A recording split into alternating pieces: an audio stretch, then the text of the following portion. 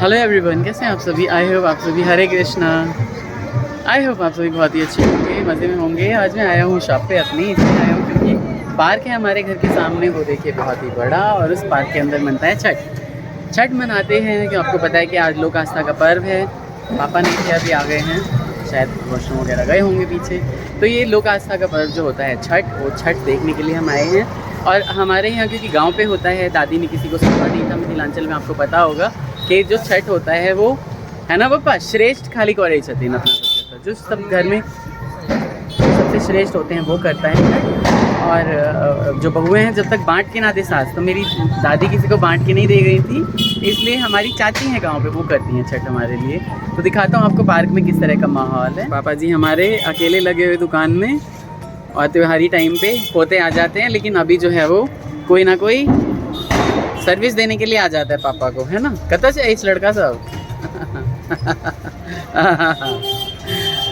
तो चलते हैं पार्क में घुसने से लेके, और ये देखिए कि पूरा मेला लगा हुआ है। यहाँ पे चाट पकौड़ी की दुकानें हैं, झूले लगे हुए हैं बच्चों के लिए, और पूरी दुनिया ही पड़ी। ऐसा लग रहा है आपको कि छठ है ये, ऐसा लग रहा है जैसे कोई मेला है। और लोग तो हाथ उठा के अब जाने भी लगे हैं। प्यारे प्यारे बच्चे सभी तैयार होके छठ में, छठी मैया के लिए और सभी मिलने वालों के लिए। हाँ भाई लोगों, मेन यहाँ से शुरुआत है छठ की, और भाई हम जा रहे हैं अपने मित्र से मिलने। आप देखोगे कि भाई कितना ही ज़्यादा स्टनिंग यहाँ पे सीन है कि दुनिया भर के लोग, भाई लोग, ऐसा लग रहा है कि इतने लोग रहते हैं क्या हमारे बस्ती में। ऐसा लग रहा है जैसे कि पता नहीं कहाँ कहाँ से लोग आए हुए हैं। क्यों कार्तिक, लग रहा है इतने लोग रहते होंगे और ये खाली बिहार से रिलेटेड ज़्यादातर लोग हैं यहाँ। श्री सूर्य नारायण नज़र नहीं आ रहे हैं, लेकिन अस्ताचलगामी श्री सूर्य नारायण को अर्घ देकर सारे व्रती अब धीरे धीरे निकलने लगे हैं घर की ओर। सुंदर सजा रखा है पूरे छठ घाट को, बहुत ही मनमोहक लग रहा है ये सब कुछ देखने में। 2-4 रील बना लूँगा। शाम को तो मैं आ गया था छठ घाट से, और अभी मैं आज उठा हूँ 4 बजे का अलार्म लगाया था, 4:30 पौने 5 बजे उठा हूँ, और उसके बाद नहा धो लिया है मैंने, पूजा कर लिया, और अब मैं निकल रहा हूँ फिर से छठ घाट की तरफ, छठी मैया को प्रणाम करने के लिए। और जब तक शरीर में एनर्जी रहेगी और लगता रहेगा कि हाँ छठ घाट पे जाना है, तब तक हम हमेशा जाके प्रणाम करते रहेंगे। आज उगते हुए सूर्य को अर्घ दे के जो व्रती महिलाएँ हैं, और जो भी जिन्होंने भी व्रत रखा हुआ है, सभी अपना व्रत को खोलेंगे। ये है नज़ारा सुबह सुबह 6 बजे का। शाम को अस्ताचलगामी श्री सूर्य नारायण को जल देने के बाद अब यहाँ पे भीड़ इकट्ठा हो गई भैया सूर्य के उगने के इंतजार में, और वो घाट पूरा सजा हुआ है। मैं चलता हूँ। सुंदर जैसे शाम को घाट सजे हुए थे, वैसे अभी भी सजे हुए हैं, जगमगाते हुए घाट। इतना बड़ा घाट बनाया, पूरा तालाब खोद दिया, और लोगों की ज़रा भीड़ देख लो। यहाँ पे पूरी जनता जा चुकी है बिहार, बावजूद उसके ये रश देखो यार कितना है। पूरा ही भरा हुआ है लोगों से, पूरा पार्क, ये 3-4 एकड़ का पार्क होगा, और आप देख लो कि पैर रखने की जगह नहीं है, इतना ही ज़्यादा रश। भैया अब लोग हाथ उठाने लगे, अर्घ देने लगे, क्योंकि पाँव फट गया है, अच्छे से सुबेरा हो गया। लेकिन मिथिलांचल में क्या होता है कि जब तक सूर्य नारायण उदय नहीं होते तब तक लोग हाथ नहीं उठाते। भाई रील बनाने की भी जगह नहीं। मैं छठ घाट पे हमेशा आता हूँ अपने मित्र सूरज के बुलाने पे, जहाँ पे आंटी जी ने बड़ी ही मुश्किल से, भाई लोग इतनी ज़्यादा रश के अंदर जो है ना, वो हाथ उठाया और सूर्य नारायण को अर्घ दिया। मैं अपने गांव के लोगों को भी ढूंढ रहा था, लेकिन मुझे कोई नहीं दिखा वहाँ पे। मुझे अपनी कम्युनिटी के भी मिथिला के लोग नहीं दिखे वहाँ पे, अदरवाइज़ मैं प्रसाद लेता, सभी से प्रणाम करता। प्रणाम करना छूट गया मतलब इस बार, तो इसलिए मुझे थोड़ा सा दुख है। नहीं तो हमारी चाची और जो भी हमारे मिथिलांचल साइड के लोग हैं वो रहते थे, तो हमें प्रणाम करने को एटलीस्ट मिलता था। प्रसाद मिले ना मिले वो तो खैर अलग बात होती है। तो छठ व्रतियों को हमेशा प्रणाम करना चाहिए, उनका आशीर्वाद फलता है।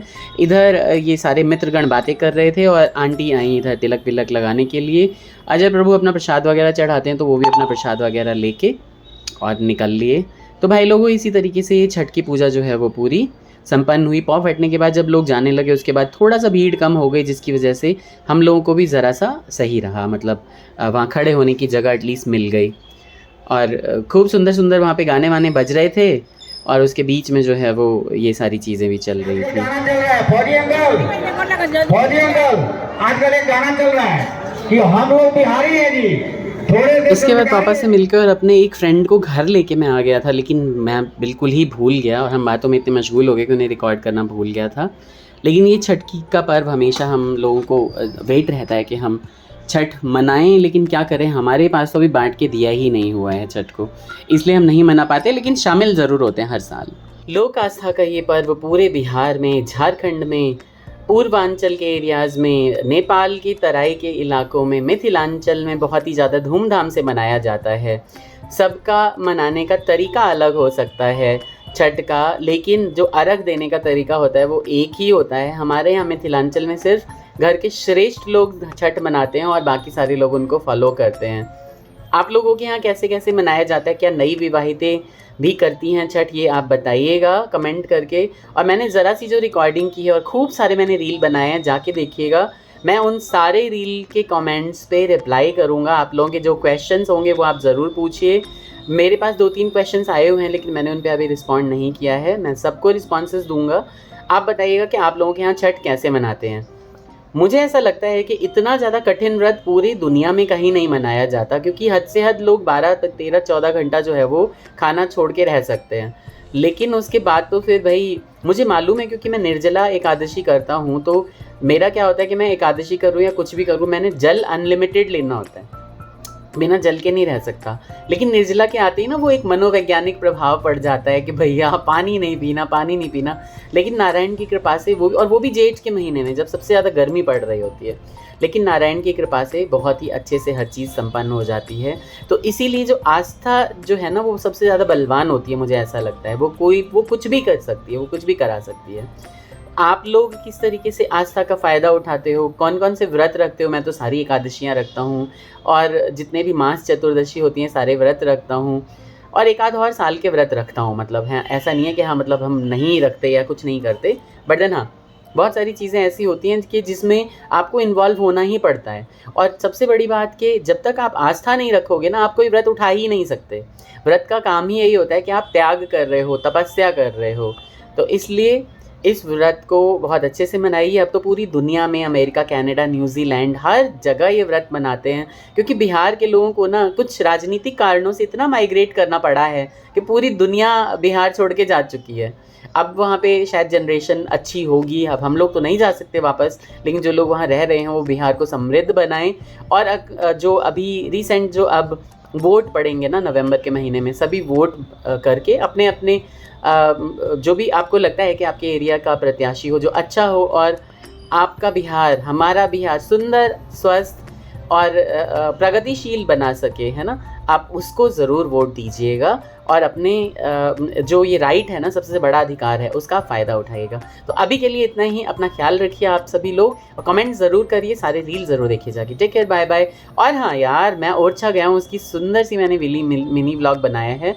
माँ पीताम्बरा के दर्शन किए, उसका मिनी व्लॉग बनाया है, वो भी जाके देखिए। उस पर भी कमेंट करेंगे, जो कमेंट करेगा अगले 2 दिन तक उन सबको मैं रिप्लाई करने वाला हूँ। तो अपना ख्याल रखते हुए आप लोग हमारे चैनल को भी बहुत ज़्यादा प्यार दीजिए।